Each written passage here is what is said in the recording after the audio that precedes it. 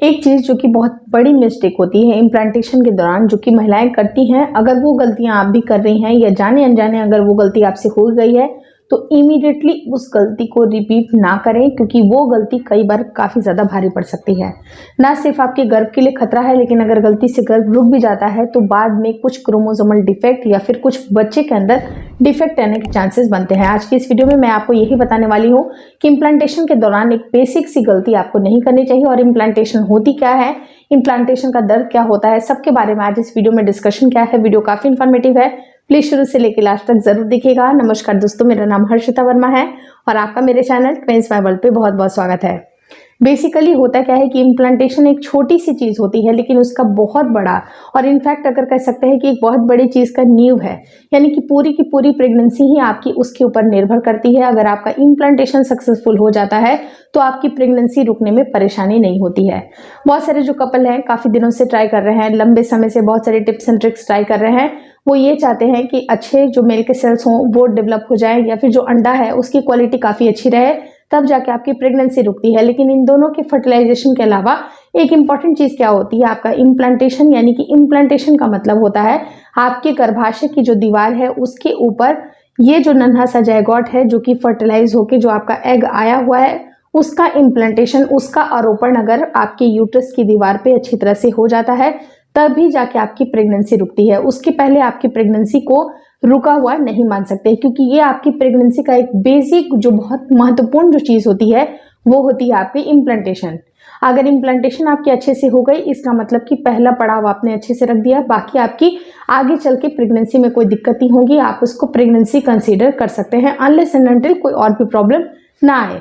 तो बेसिकली होता क्या है कि जब आपके यूट्रस की दीवार पे जब अगर आपका नन्हा सा जायगोट है जो कि फर्टिलाइज एग के रूप में जो कि ट्रैवल करता हुआ आया है, और उसका इम्प्लांटेशन जब होता है तो वहाँ की कुछ टिश्यूज होते हैं, वहाँ की जो एरिया होती है वो थोड़ी सी खुरदरी होती है, रप्चर होती है, वहाँ पर टिश्यूज थोड़े से फटते हैं, उसके बाद जाके उसका इम्प्लांटेशन होता है। तो जब वहाँ के टिश्यूज रप्चर होंगे, थोड़ी वहाँ पर डिस्टर्बेंस होगी, तो हल्की फुल्की इम्प्लांटेशन की ब्लीडिंग महिलाओं को फील होती है। लेकिन इम्प्लांटेशन की ब्लीडिंग हर एक महिलाओं को फील नहीं होती है। 90 to 97% जो महिलाएं होती हैं उनको इम्प्लांटेशन होती है, लेकिन 2 से 5% महिलाएं ऐसी भी होती हैं जिनको इम्प्लांटेशन ब्लीडिंग नहीं होती है। लेकिन इसका कतई ये मतलब नहीं है कि अगर आपको इम्प्लांटेशन ब्लीडिंग नहीं हुई इसका मतलब कि आपकी प्रेगनेंसी नहीं रुकी है। बहुत सारे अदर भी सिम्टम होते हैं जो कि आपको मैच करने होते हैं, देखने पड़ते हैं, और इनफैक्ट मैंने 10 ऐसे सिम्टम्स बताए हुए हैं जो कि आपको एक नेक्स्ट वीडियो में मिलेगी, जो उसकी लिंक मैं डिस्क्रिप्शन पे ड्रॉप कर लूंगी। वहां पर आप नोटिस करिएगा कि 4 से 5 लक्षण जो हैं वो अगर आपके शरीर में हो रही हैं, इसका मतलब कि आपकी प्रेगनेंसी रुक गई है। लेकिन अगर ये सारे लक्षण नहीं मैच करते हैं तो हो सकता है कि मे बी आपको प्रेगनेंसी के लक्षण नहीं बल्कि पीरियड के लक्षण हो सकते हैं।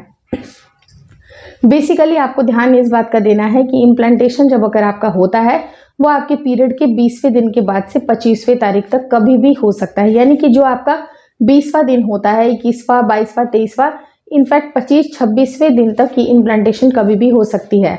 सबकी साइकिल अलग अलग होती है, किसी को जल्दी ओव्यूलेशन होता है, किसी को लेट से ओव्यूलेशन होता है, उसी हिसाब से आपका इम्प्लांटेशन का भी जो टाइम है वो चेंज हो सकता है। इम्प्लांटेशन जब अगर आपकी होती है तो हल्का फुल्का खिंचाव आपके पेट के हिस्से में आपको फील होगा। जब आपके यूट्रस की दीवार पे जब नन्हा सा जायगोट जो चिपक रहा है तो उसकी खिंचाव आपको हल्की फुल्की महसूस होगी, और उस खिंचाव को आपको नोटिस करना है। बहुत तेज दर्द आपको नहीं होती है, ऐसा नहीं है कि बहुत ज्यादा आप पेट पकड़ के बैठी हैं, आपको इतना दर्द कभी भी नहीं होता है, लेकिन हल्का फुल्का डिस्कम्फर्ट या हल्की फुल्की ऐंठन, खिंचाव, इस तरह की चीजें आपको महसूस होंगी। तो आपको समझ जाना चाहिए कि हल्की फुल्की जो इम्प्लांटेशन की क्रैम्पिंग या इम्प्लांटेशन का पेन आपको हो रहा है। दूसरी चीज क्या होती है कि ये इम्प्लांटेशन आपको कहाँ होगा, तो कई बार जहां पर बच्चा चिपकता है वहीं पर आपको पेन होता है। तो आपकी यूट्रस की दीवार पे कहीं पर भी किसी भी स्थान पे बच्चा चिपक सकता है, तो उस स्थान पे आपको हल्का हल्का खिंचाव या पेन हो सकता है, लेकिन वो किसी एक पर्टिकुलर पॉइंट पे होगा। ऐसा नहीं है कि पूरे होल एब्डोमेन में आपको दर्द हो रखा है। अगर पूरे होल एब्डोमेन में दर्द है इसका मतलब कि आपके पीरियड आएंगे, प्रेगनेंसी नहीं रुकेगी। इस बात को आप ध्यान से समझ लीजिए कि आपको क्या देखना है कि किसी एक पॉइंट पे आपको दर्द हो रहा है या फिर नहीं हो रहा है। और जब अगर ब्लीडिंग होती है हल्की फुल्की, जिसे हम लोग इम्प्लांटेशन ब्लीडिंग बोलते हैं, तो वो ब्लीडिंग बिल्कुल स्पॉटिंग के जैसी होती है, क्योंकि वहाँ के जो टिश्यूज होते हैं वो रप्चर हो रहे होते हैं। तो जब टिश्यूज रप्चर होंगे हल्की सी स्पॉटिंग या हल्का सा दाग आपकी पैंटी में लगेगा, बस इससे ज़्यादा की ब्लीडिंग नहीं होती है। अगर आपको पिंक डिस्चार्ज या फिर अगर ब्राउनिश, अगर आपको मटमैला कुछ ब्लड जैसा अगर दिखता है, वो भी इम्प्लांटेशन में आप कंसीडर कर सकते हैं, लेकिन उससे ज़्यादा की स्पॉटिंग आपको बिल्कुल भी नहीं होती है। अगर बहुत ज़्यादा आपको ब्लीडिंग आ गई, अगर 1 दिन 2 दिन तक अगर ब्लीडिंग ही चल रही है, तो वो आपका पीरियड होता है, आपकी इम्प्लांटेशन की ब्लीडिंग नहीं होती है। लेकिन सबसे इम्पॉर्टेंट जो चीज़ है, जो कि इस वीडियो के लास्ट में बताने वाली थी, वो है कि आपकी जो मिस्टेक होती है, जो कि कॉमनली महिलाएं करती हैं, वो होती है कि जिनको दर्द बर्दाश्त नहीं होता है, हल्की फुल्की दर्द या डिस्कम्फर्ट में जो वो दवाइयाँ लेती हैं, तो वो दवाइयों का सेवन आपके लिए खतरनाक साबित हो सकता है। जो दर्द निवारक गोलियां होती हैं, उसमें कुछ ऐसे तत्व पाए जाते हैं जो कि आपके गर्भ के लिए अच्छे नहीं होते हैं। आपको पता नहीं होता है कि आने वाले समय में आपकी प्रेगनेंसी टेस्ट किट पॉजिटिव आएगी, डबल लाइन दिखेगा, लेकिन आप जब इससे अनजान रहती हैं, नहीं पता चलता है कि गर्भ रुक जाएगा या नहीं रुकेगा, उस टाइम पे आप जब गोलियां लेती हैं, तो ये गोलियां आपके गर्भ के लिए खतरनाक होती है।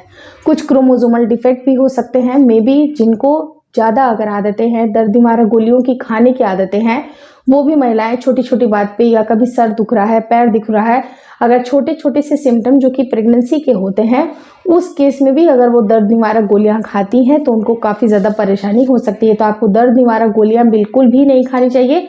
और थर्ड इम्पॉर्टेंट चीज़ क्या होती है कि आपको ऐसा लगेगा कि मेरा जी मचल रहा है, मुझे कुछ और भी चीज़ें खाने की ज़रूरत है, जैसे कि बहुत सारी चीज़ें आपको लुभावित कर सकती हैं, जैसे जंक फूड हो सकता है।